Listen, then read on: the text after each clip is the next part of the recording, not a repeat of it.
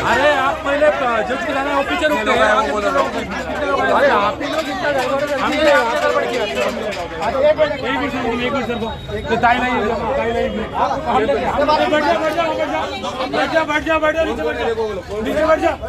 नीचे तुम बैठ जाओ भाई नीचे वाले 2 मिनट खाली टाई बांध टाई को 2-3 महीने का पहले 5 दिन के अंदर और बहुत लोग गए ना ध्यान रखा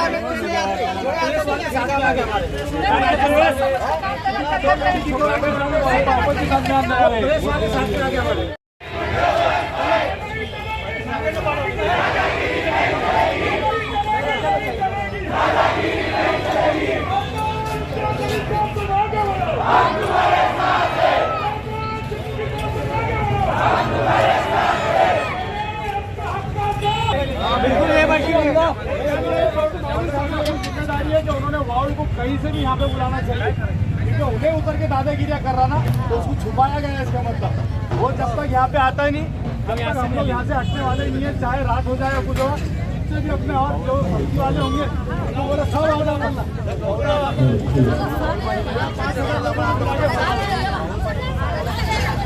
सब भाई आगे बढ़ो, हम तुम्हारे साथ हैं। भाई आगे बढ़ो, भाई आगे बढ़ो, हम तुम्हारे साथ हैं। मालूम था तो कमिश्नर साहब का रहने का काम था, आज ही खाता रह के खड़े रहते और कमिश्नर साहब निकल के चले जाते। ये कौन सा तरीका हुआ? हम लोग वहाँ पे बैठे थे, चुपचाप अंदर जा रहे थे, अब यहाँ पर बैठेंगे। आप बुलाइए कमिश्नर साहब को, मेमोरेंडम लो, हमारी बात सुनो, चलते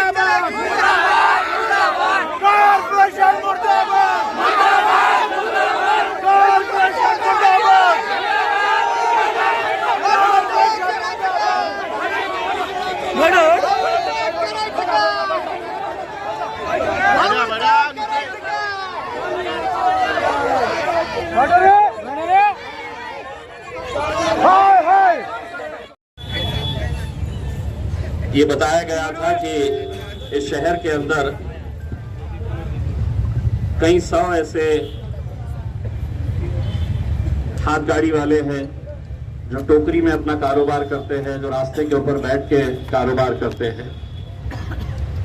मेरे जितने भी जिम्मेदारान पिछले कई दिनों से आप लोगों की लड़ाई लड़ रहे हैं, एक बात अच्छी तरह से समझ ले, ये लड़ाई अगर आपकी है तो इसका नेतृत्व आपको करना है। हम आपको सिर्फ पीछे से ताकत देने वाले हैं। अगर आप तकलीफ में है और आप ये उम्मीद कर रहे हैं कि साहब हमारी लड़ाई जो है वो नासिर सिद्दीकी लड़ेगा और मैं धूप के वक्त में जाके आराम करूंगा, तो ऐसा मुमकिन नहीं हो सकता है। जब रास्ते के ऊपर उतरना है तो पूरी ताकत के साथ उतरना है। जब लड़ाई लड़ना है किसी एक मुद्दे के लिए तो पूरी ताकत के साथ लड़ना है। आज महानगर पालिका के सामने ये जो आंदोलन रखा गया है, ये 2 दिन पहले मुझे बताया गया था कि क्रांति चौक से हाथगाड़ी का एक मोर्चा निकाला जाएगा और महानगर पालिका तक आएगा। लेकिन नासिर भाई ने मुझे बताया कि पुलिस ने परवानगी नहीं दी। परवानगी इसलिए नहीं दी कि देश के उपराष्ट्रपति धनखड़ साहब यहां पर आने वाले थे, मुख्यमंत्री साहब यहां पर आने वाले थे, इसीलिए आपको इजाजत नहीं मिली। मैं पुलिस डिपार्टमेंट से यह कहना चाहता हूं कि इस देश के अंदर जीने का अधिकार जितना धनखड़ साहब को है और देवेंद्र फडणवीस साहब को है, उतना ही अधिकार ये कामगारों को है, ये फल फूल बेचने वालों को। ये मरे चलेगा, ये लाठियां खाए चलेगा, लेकिन धनखड़ साहब आ रहे हैं तो हमने ये आंदोलन नहीं करना चाहिए। ये तो शुक्र है मैं मुंबई में था, वरना रैली क्रांति चौक से यहां नहीं आती, धनखड़ साहब को पकड़ने के लिए जाती, देवेंद्र फडणवीस साहब के पास जाती। क्योंकि ये लड़ाई जो है ये कानून और गैर कानून की लड़ाई है। हमें यहां पर बैठने की जरूरत ही नहीं है अगर महानगर पालिका पूरी ईमानदारी के साथ कायदे की चौकट में रहकर काम करे। कहां है कानून की किताब शुएब साहब?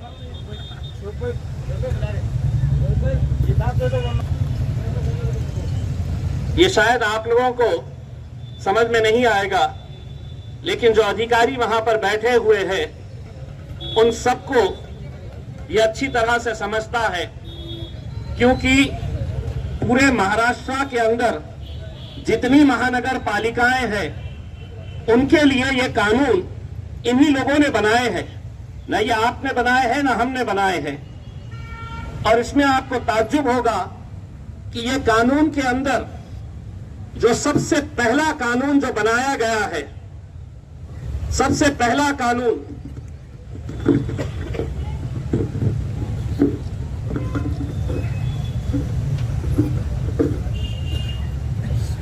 ये 1 नंबर के ऊपर है, the street vendors protection of livelihood and regulation of street vending act 2014। सबसे पहला इन्हीं की किताब है, मेरी किताब नहीं है। कानून मैंने नहीं बनाया है। और ये कानून 2014 के अंदर जब बना, उसके बाद 2019 के अंदर जब आप लोगों ने मुझे लोकसभा के अंदर भिजाया, तो मैंने ये बात दिल्ली के अंदर उठाई थी कि आपने कानून तो बना दिए हैं, लेकिन आज एक सच्चाई ये है कि कोई भी ठेले वाला सम्मान के साथ अपना कारोबार नहीं कर सकता है। कभी महानगर पालिका का दस्ता आएगा इन्हें उठाने के लिए, कभी पुलिस वाले आएंगे हफ्ता जमा करने के लिए, कभी उस इलाके का गुंडा मवाली आएगा, इस इलाके में बैठना है तो इतना पैसा दो। अगर कानून बना है तो क्या वजह है कि आज उसी कानून के तहत इस शहर के अंदर जितने हॉकर जोन होना चाहिए वो हॉकर जोन नहीं बनाए गए। 14,000 से ज्यादा, जिस तरीके से नासिर साहब ने बताया है, हॉकर्स का रजिस्ट्रेशन हुआ है। क्या आप लोग उसके अंदर हैं? मैं आपको बताता हूं, यहां के अधिकारी और आपका जो ठेका लेने वाले आपके नेता है, इन लोगों ने अलग अलग नाम से रजिस्ट्रेशन करवाया है। क्यों? कि सरकार ने इसी कानून के तहत प्रधानमंत्री स्वनिधि योजना जो बनाई कि ये गरीब है, एक टोकरी के अंदर ये मौशी अपना कारोबार कर रही है, ये कारोबार अगर बढ़ाना है तो सरकार ने पहले इसे 15,000 रुपये लोन देने का तय किया उस स्कीम के जरिए। वो 15,000 रुपये ये वापस करती है तो और ज्यादा इसे लोन दिया जाएगा। ऐसा करते करते 50,000 रुपये तक का लोन ये हाथ गाड़ी वाले, ये टोकरे में, ये रास्ते के ऊपर बैठने वाले जो कारोबारी है, उनके लिए ये सरकार ने ये स्कीम निकाली। ये 14,500 लोगों की लिस्ट अगर निकाली गई तो उसमें आधे से ज्यादा बोगस नाम है जिनके नाम से 15,000 रुपये उठाए गए हैं इस महानगर पालिका बांटे गए आपस में, और अकेले महानगर पालिका के लोगों ने नहीं। इसमें जो आपके यूनियन के कुछ पदाधिकारी हैं, जो शहर के छोटे मोटे लीडर हैं, वो सभी लोगों ने ये 15,000 रुपये उठाए आपके नाम पे, वापस किए, फिर 25,000 उठाए, वापस किए, फिर 50,000 रुपये आपके नाम के ऊपर उठाए गए। अगर नहीं तो मैं महानगर पालिका को यह कहना चाहता हूं कि जितने लोगों का रजिस्ट्रेशन हुआ है वो रजिस्ट्रेशन की लिस्ट ऑनलाइन डाले कि कौन से महल्ले के अंदर, मुकुंदवाड़ी के अंदर कितने ठेले वाले हैं, किसको लोन दिया गया है, उस्मानपुरे के अंदर कितने हैं, शाहगंज के अंदर कितने हैं, किरारपुरे में कितने हैं। ये पूरी लिस्ट आप डालिए, अपने वेबसाइट के ऊपर डालिए, आपको पता चलेगा कि कितने लोगों ने 15,000 कोई हाथ गाड़ी नहीं, कोई टोकरी के अंदर सब्जी फूल नहीं बेच रहा है, फल नहीं बेच रहा है, लेकिन आपके नाम के ऊपर 15,000, 25,000, 50,000 रुपये के लोन निकाले गए हैं। 50,000 लेने के बाद ये कोई वापस नहीं करने वाला, क्योंकि उनका पता ही वहां पर नहीं है। गलत तरीके से रजिस्ट्रेशन कराए गए, और सवाल यही पैदा होता है कि अगर ये कानून के तहत, अगर इन्हें सम्मान के साथ काम करने की, 2 वक्त की रोटी कमाने की अगर इन्हें इजाजत दी जाए तो ये क्या मांग रहे हैं? ये आपसे सिर्फ एक छोटी सी जगह मांग रहे हैं। महानगर पालिका की जिम्मेदारी है, कानून के तहत मैं कोई भी बात कानून के अलावा नहीं बात कर रहा हूं। कानून के अंदर यह प्रावधान है कि हर मोहल्ले के अंदर हॉकर जोन होना चाहिए, हर एक को लाइसेंस देना चाहिए, आई कार्ड देना चाहिए। वो आई कार्ड से पता चलेगा कि कौन कहां पर बैठा हुआ है, किसका कौन सा इलाका है। लेकिन क्या यह सच्चाई नहीं है कि जो आ रहा है आपको उठाकर लेकर जा रहा है? मुझे बताया गया है कि हरसूल में किसी एक मुकाम के ऊपर जो जब्त करी हुई हाथ गाड़ियां हैं, कितनी हाथ गाड़ियां और जो वजन करने वाले कांटे होते हैं, कितने सारे हरसूल के अंदर पड़े हुए हैं। मैं मेरे तमाम जिम्मेदारों से यह कहना चाहूंगा, अगर इनकी मदद करना है तो प्रशासन को 8 दिन का समय दीजिए। एक एक गाड़ी इन्हें वापस मिलनी चाहिए, एक एक कांटा इन्हें वापस मिलना चाहिए। ये लड़ाई आप लोगों को, हम सबको मिलकर लड़नी है। आप बिल्कुल सही बात है, यहां पर बोलने वालों ने बताया है कि महानगर पालिका के अंदर सब कुछ अच्छा है, ऐसा नहीं है। गरीबों को किस तरीके से निशाना बनाया जाता है। कुछ दिन पहले एक अखबार के अंदर महानगर पालिका की तरफ से एक नोटिस आई, जिन जिन लोगों का टैक्स 1 लाख रुपए तक का नहीं भरा हुआ है, 1 लाख जिसका नहीं भरा है, उनकी प्रॉपर्टी जब्त की गई है। 1 लाख जिसका नहीं भरा गया है, ऐसे 32 लोगों की प्रॉपर्टी जब्त करके उसकी नीलामी करने की नोटिस महानगर पालिका ने दी। 1 लाख रुपया मैंने महानगर पालिका को लिखित के अंदर दिया हूं। कितने ऐसे लोग हैं शहर के अंदर जिसके 15 लाख, 20 लाख और 50 लाख रुपये बकाया है अभी तक? तुम उनको नहीं पकड़ोगे, गरीब को इसलिए पकड़ोगे कि तुम समझ रहे हैं कि गरीब की कोई आवाज नहीं है। लिखित के अंदर देने के बावजूद कि किस इलाके के अंदर किसके 15 लाख रुपए बचे हुए हैं, किसके 10 लाख रुपए बचे हुए हैं, क्या उनके लिए कानून अलग है? इनके लिए कानून अलग है। लेकिन नहीं, उन्हें यह मालूम है कि ये गरीब है, ये कितना लड़ेगा, कैसा लड़ेगा। लेकिन आपको मैं यकीन दिलाना चाहता हूं, कोई आए ना आए आपकी लड़ाई लड़ने के लिए, ये जितने खड़े हुए हैं मेरे साथ, ये आधी रात को आपके लिए खड़े रहने के लिए तैयार रहेंगे। मुझे खुशी है कि आपकी लड़ाई के लिए जिस तरीके से ये लोग अपने अपने इलाके के अंदर गए, मोहल्ले मोहल्ले के अंदर गए, और आप लोगों से यही अपील की कि ये लड़ाई हम लड़ेंगे आपके साथ मिलकर। हम भी चाहते हैं, हमारा क्या मफाद है इसके अंदर, हमारी सिर्फ यही कोशिश है कि ये गरीबों ने सम्मान के साथ, ऐसा नहीं कि महानगर पालिका की गाड़ी आ रही है तो महादारी बाई टोकरा उठाकर भाग रही है, हाथ गाड़ी वाले भाग रहे हैं। ये जहां पर हो रहा है, मैं एक आपसे भी कुछ बात कहना चाहता हूं।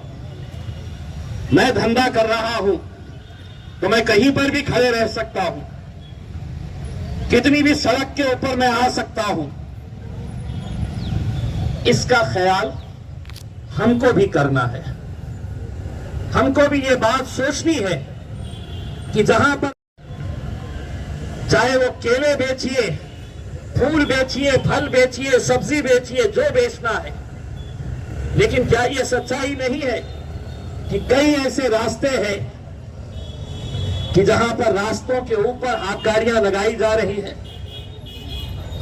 अगर हम इनका समर्थन नहीं कर रहे हैं महानगर पालिका, तो ऐसी हरकतों का भी हम समर्थन नहीं करेंगे,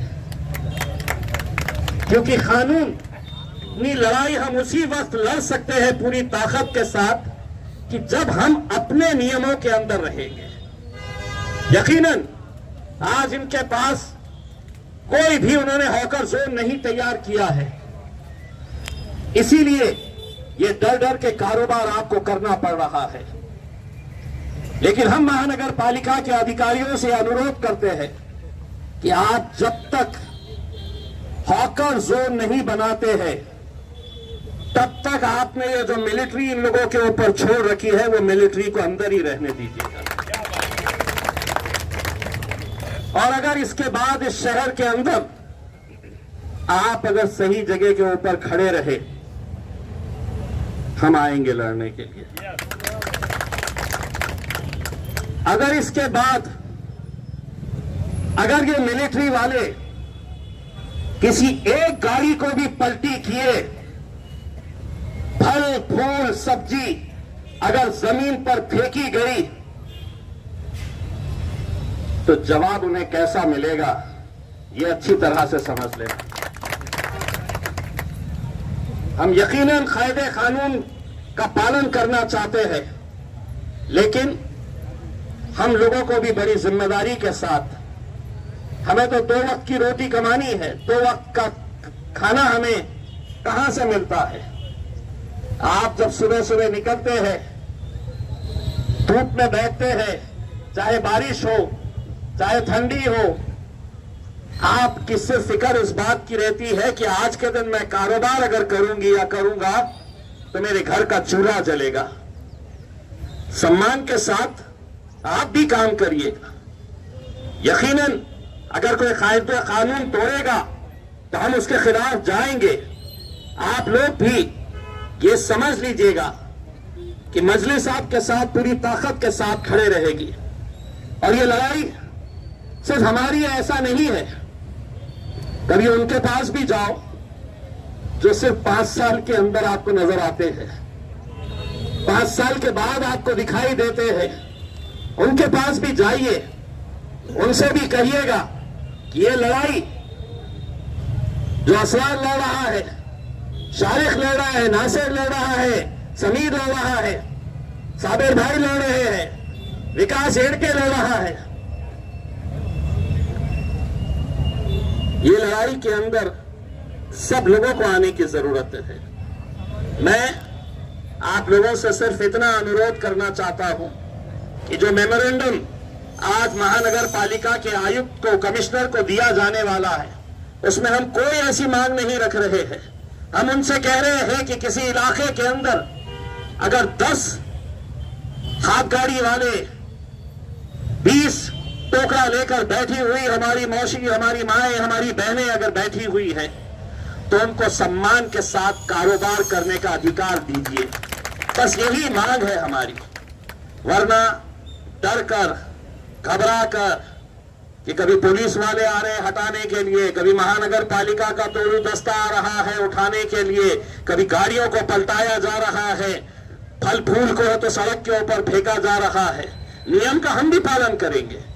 यकीन मानिए, अगर एक मर्तबा जगह आप लोगों को दे दी गई और उस जगह से हटकर अगर कारोबार होगा तो शायद उस लड़ाई के अंदर हम भी शामिल नहीं हो पाएंगे।